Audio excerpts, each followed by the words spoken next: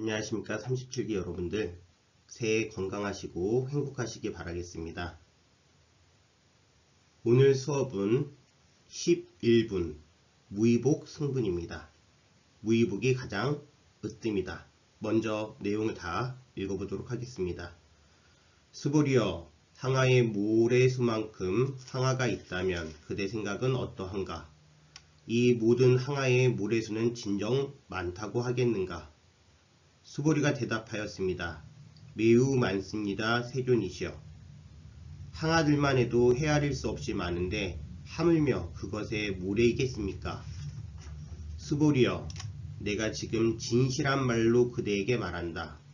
선남자 선녀이니 그 항아 모래수만큼의 삼천대천 세계에 칠보를 가득 채워 보시한다면 그 복덕이 많겠는가?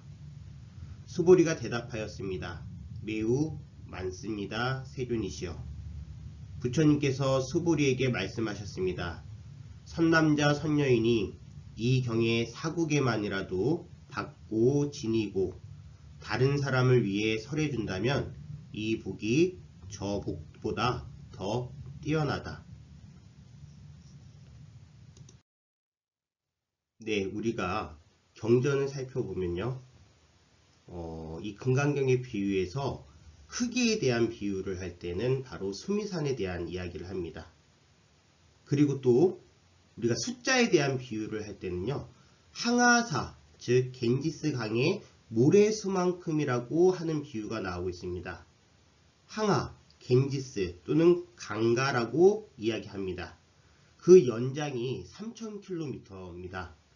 우리가 비교를 하는 건 아니지만 한강은 연장이 481.7km라고 합니다. 매우 많은, 매우 길죠.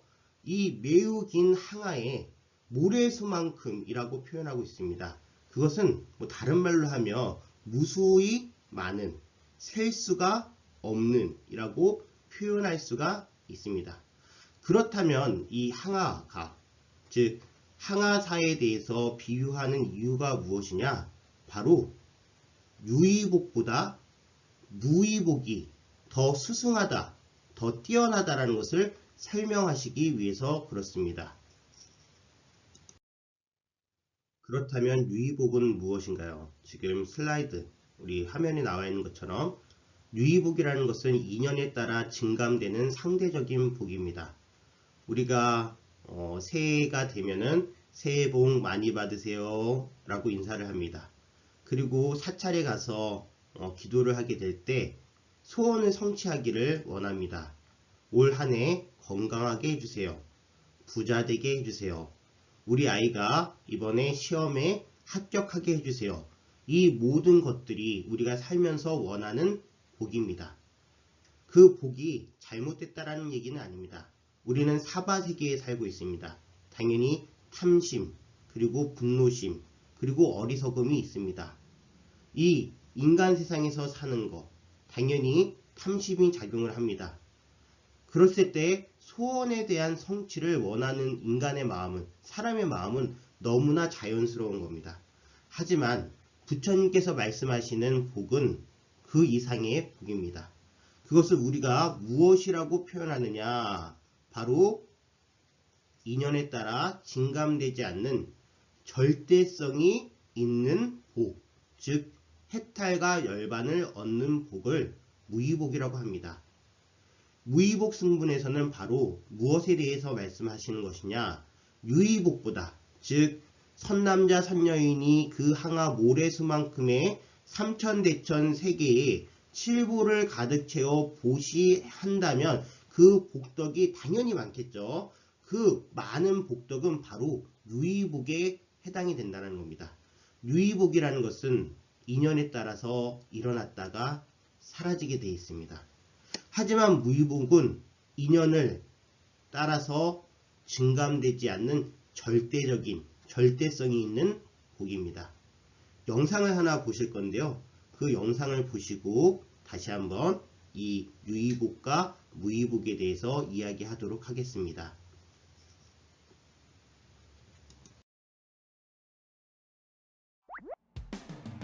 자, 김동성 안정감 있는 과정으로 좋은 결과까지를 가주길 바라고요. 자, 일본의 타라오 사토루 올해 28살의 노장이고요. 그리고 캐나다의 프루코트 선수, 그리고 호주의 브렛베리 선수입니다.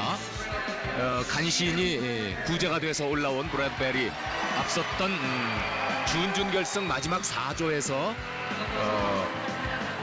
구제가 돼서 올라왔습니다.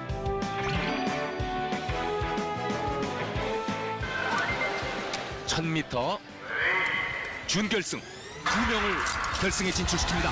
자, 출발 괜찮았습니다. 2위 정도로 출발합니다. 3위 자리로 가는군요. 김동성. 캐나다 선수가 바짝 3위에 붙어 있습니다. 자, 김동성. 자, 중돌이 될 듯 3위로 바뀝니다. 3위로 바뀌었습니다. 3위로 바뀌었고 바깥쪽으로 갑니다.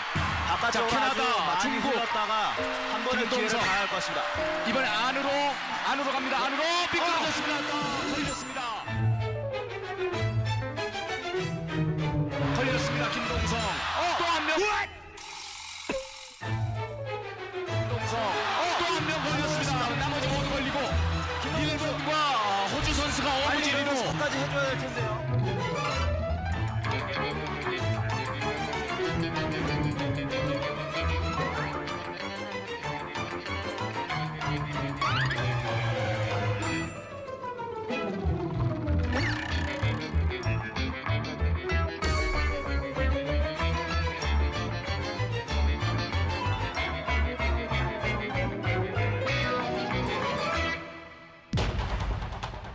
올림픽 결승이기 때문에 다른 선수들도 다 긴장하고 있습니다. 그렇기 때문에 이제 차분하게 경기를 풀어나간다면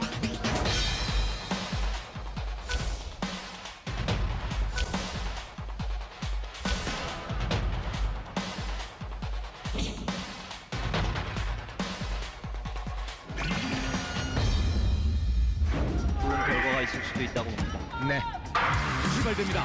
자, 바짝 안으로 3위 자리를 잡고 시작합니다.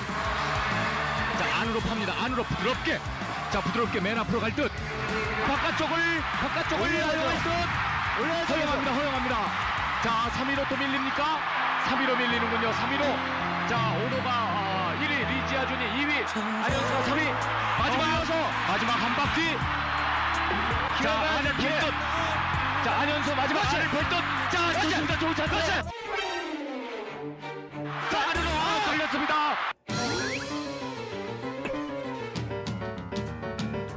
자, 안으로 걸렸습니다. 마지막 결승선 앞두고 다 넘어졌습니다. 3명이 넘어졌습니다. 3명이. 이런 상황이 나오네요. 브래드베리가 1위로 들어오고 아주 망가지죠. 우려했던 대로 3명이 다 넘어지고 맙니다. 말도 안 됩니다. 아주. 이런 경기가 있어서는 안 되죠.